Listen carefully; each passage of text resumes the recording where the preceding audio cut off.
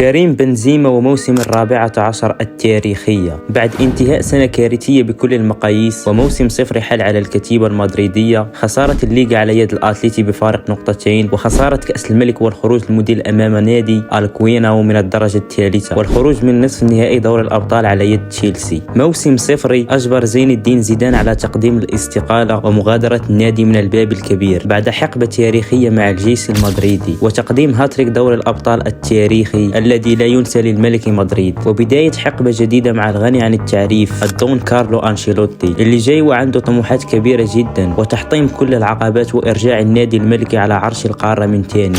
يبدأ الموسم بتجديد إدارة النادي لعقد اللاعب اللي كان له دور أساسي لتتويج الملكي مدريد بال14 البينزو كريم بنزيما موسم البالون دور، ونبدأ المشوار اللقب الغائب عن الميرينجي ل3 سنوات منذ رحيل الأسطورة أفضل لاعب في التاريخ كريستيانو رونالدو. ريال مدريد دوري أبطال أوروبا موسم 21-22.